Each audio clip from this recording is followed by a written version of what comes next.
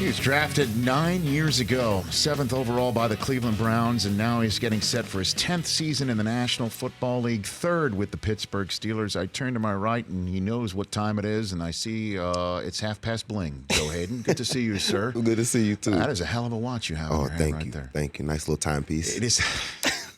So you definitely know what time it is. It's no question about that. Time to go back to work. 10 years, man. This is going to be your 10th year in the league. Yes.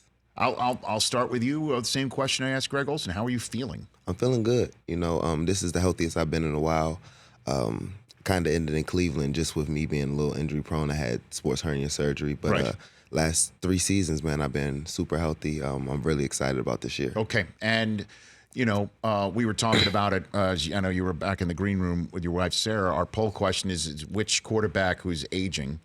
And we, for some reason, included Aaron Rodgers in that group because Brockman didn't want to include Tom Brady in the mix, Didn't say aging. Okay. Which quarterback? Championship window closing the fastest. Aaron Rodgers, Drew Brees, Phillip Rivers, and it was Ben Roethlisberger who's winning the poll right now. Do you believe nobody believes in the Pittsburgh Steelers right now, Joe Haden?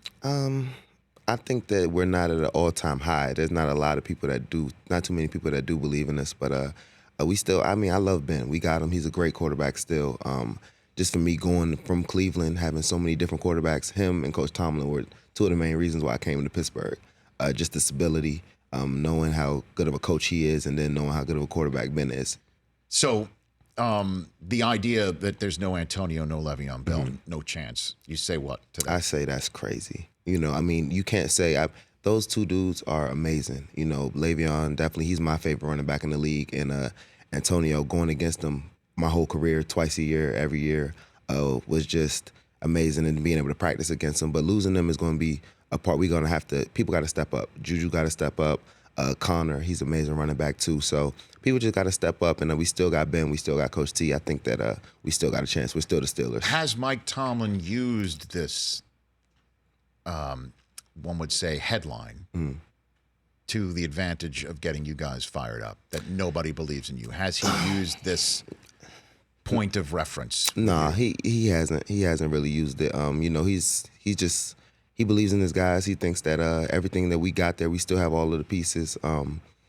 Coach T is just, he's a great coach. He's a great motivator, and I don't think that he doesn't have to use any of that stuff. With outside, everybody else is doing it for him. Right. So is it something that guys are talking about now? Definitely. People are always, we're just excited to prove people wrong. I said we're underdogs, but I think Ben definitely doesn't feel that way. He still feels like we still got everybody that we need. The defense, we're capable. We're going to step up and make it happen. Joe Haden here on the Rich Eisen Show. How weird is it for you that many people think the Browns have a better chance? Man, it is kind of weird. I think that they're moving in the right direction though. They got so much talent now. They got the new GM. He's brought great players there. Landry, great draft picks. Miles is amazing. Baker did a great job his rookie year. They just got to all see how it gels together.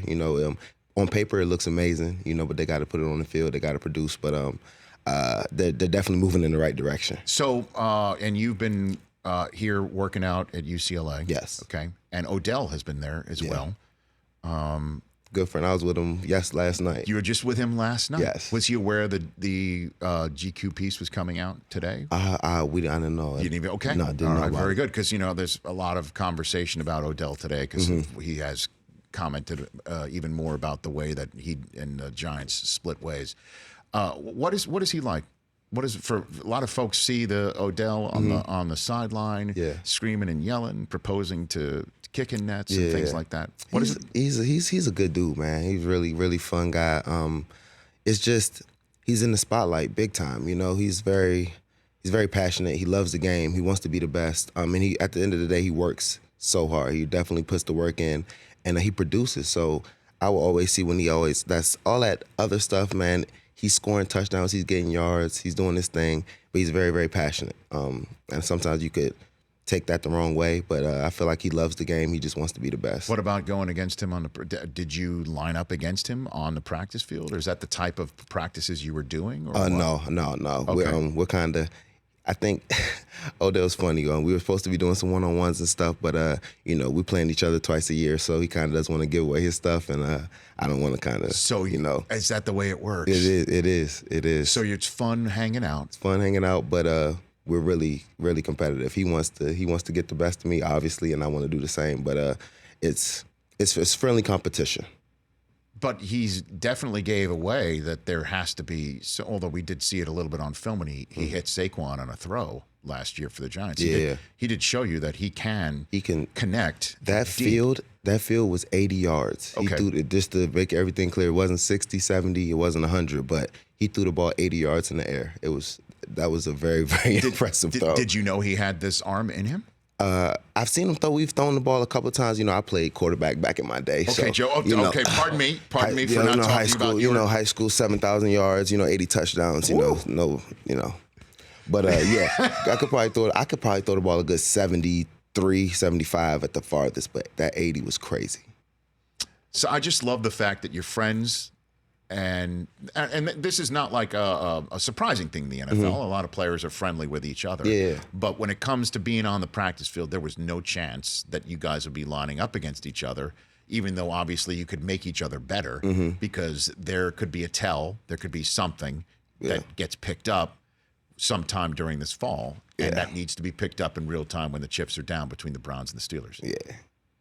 I love that. Do you have any is it the way it is for all receivers with you? Oh no, not all, but just I think me and Odell this year is just I'm playing. And I feel like during the year I'm going to be following them around. I think when we play against them, You'll be traveling. I'm be traveling. With number 13. I'll be traveling with 13. So it's definitely another even inside thing. Have you informed him of that, or he just knows? He just knows.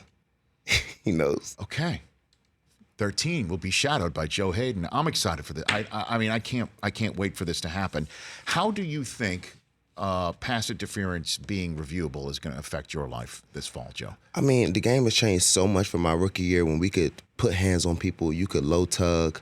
Now you just have to really legitimately marry them. It's an offensive league, so I love Coach Tomlin because he understands that we're at the disadvantage. We really just have to really work feet, really just try to marry the receivers. So, it's been switching for the last 3 years. So I think it might help us out a little bit. They may be giving us a little bit more OPI because offense, they do get away with a lot more than we do. So I think this can honestly help us out a little bit. Well, I've got the head of NFL refs, Al River, coming in sitting in that very seat on Friday, and it does appear that because just like anything in replay, when you open something up for replay, anything that is reviewable can be reviewed when you open it up.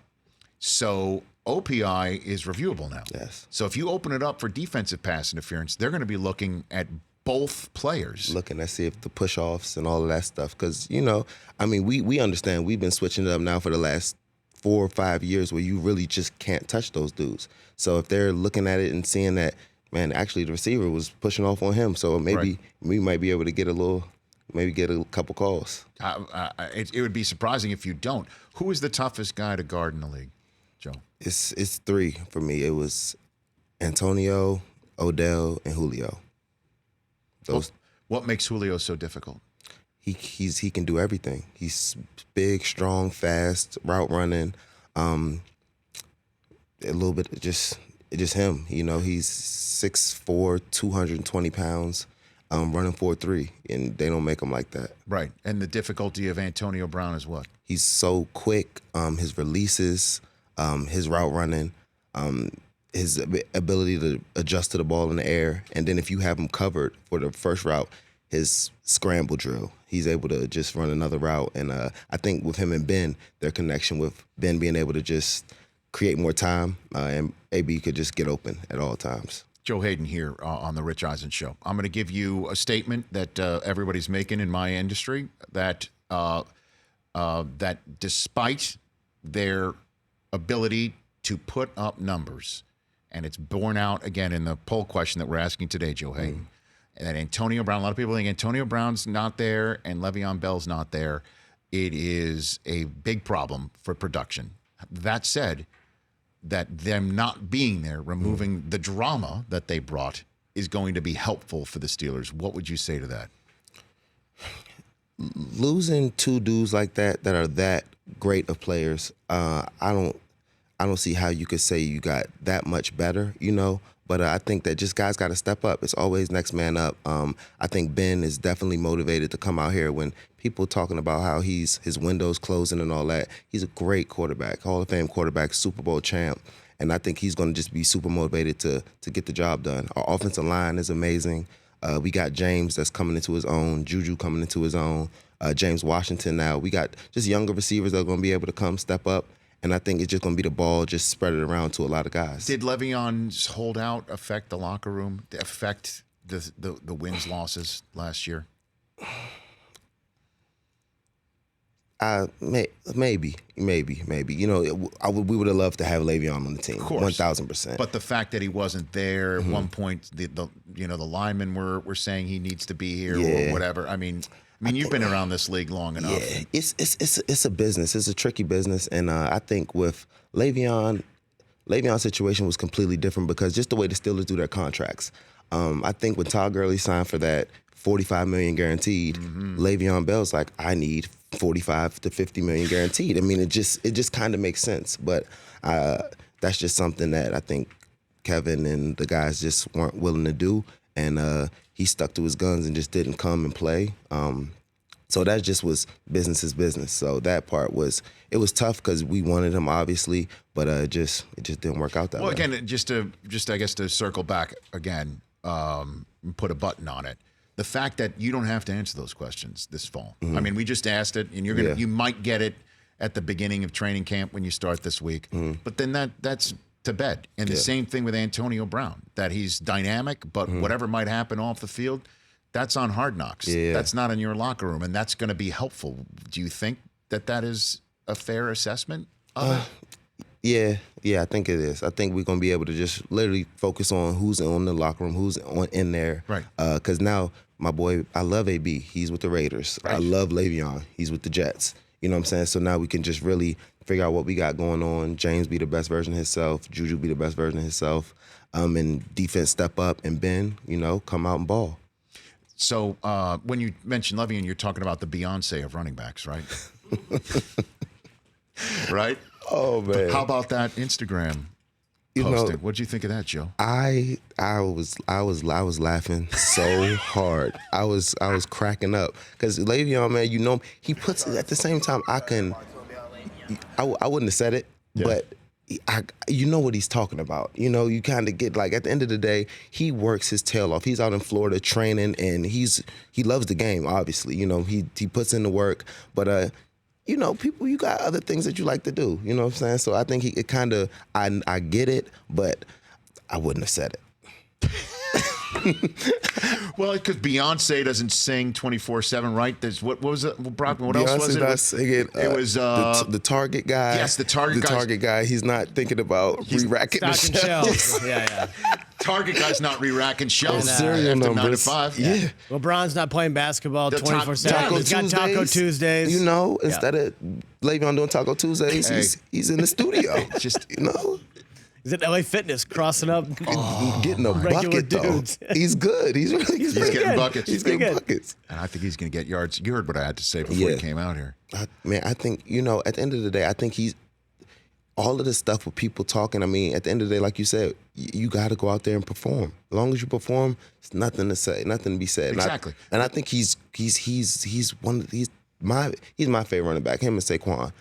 But he's going to go out there, and I think he got to get the job done. New York is going to give him the opportunity. And I think, again, he's going to see when he gets to New York, the Jets are not on the same level of intensity as the Giants. They just aren't. And Saquon is going to be drafted first in all these leagues. And they're going to talk about Saquon this, Saquon that. They play in the same building.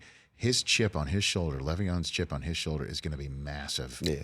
And they have no choice but to give him the rock 90 million times. He's going to have ops. That's for sure. I think he is, for sure.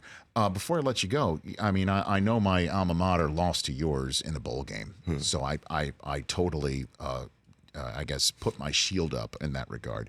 That said, the kid that you drafted to put right in the middle of your defense. Yeah, Bush. From Michigan. Yes. He is special. Can you tell me what you've seen out of him so far already, Joe? I've seen he's smart. He's in there calling plays, making checks. Just really excited for him to see him in camp. You know, playing with shorts on, it is one thing, but when you get those pads on for training camp, this is going to be something special. And he's fast. I can't wait to see him in coverage. So I'm just excited for him. And what's the goal for you this year, Joe? Give me a good goal for you. My goal. Do you write these things down or no? No, you don't write them down? No. Okay. I just try to just be the best. Just go through the season healthy, make it through the season healthy, help the team win, and I'm just excited. This is my 10th year. I was always thinking, like, when I get to 10, how I'm going to feel, how I'm going to do. What'd you think when you were drafted about year 10 that you've discovered? What do you think? Just making sure I can stay healthy and making sure I can still run. You know, when you get 30 now, it's crazy. They thinking I'm like a extinct when I'm cornerback, but I still feel like I got good feet, got good hips. I'm locked in. I'm healthy. I'm 6 years married. Got my wife here, 2 kids. Is Sarah on the couch right there? You know, life is good. How old are your kids? I got a 2 years 9 months and a 6-month-old. Okay. Joey and Jet. Did you tell me though that I thought you said your son told you about the Levy on Instagram? Is he on Instagram? Oh no, that was my friends. I said my your boys. Friends. Yeah, your my friends. boys. I thought you meant your sons. Not my sons. No, okay, he's not yet. Not yet. Okay, and then tell me about your charity. What are you doing with your charity work? One Strong, All Great. You know, I'm a global ambassador for Special Olympics. My little brother's a Special Olympics athlete. So we're just trying to raise awareness with that and getting all these kids Special Olympics to be unified. Try to unify all the sports, making sure they can play football, basketball, and just raising awareness. Terrific. Joe Haden, at Joe Haden 23 on both Twitter and Instagram. I really appreciate you coming down and spending your final last day of doing whatever hell you want to do with me. No doubt. And coming here. For sure. You're one of my favorites I've gotten a chance to meet over the 10 years that you've been in the pros coming out of Florida, Joe. So congrats on making it to year 10. Thank you. And go tear it up. Go rip it up. Appreciate you. You got it. That's Joe Haden right here for the Pittsburgh Steelers. Joe Manganiello's in the green room. I'm sure he's going to want to have I saw him right before I came up. Okay, very good. He's very fired up. Definitely. Joe Haden of the Pittsburgh Steelers right here on the Rich Eisen Show. 844-204-RICH, number to dial. Don't go anywhere. Joe Manganiello, and a news update still lurks. For more of the Rich Eisen Show, tune to Audience Channel 239 on DirecTV for free on BR Live or download the Rich Eisen Show app.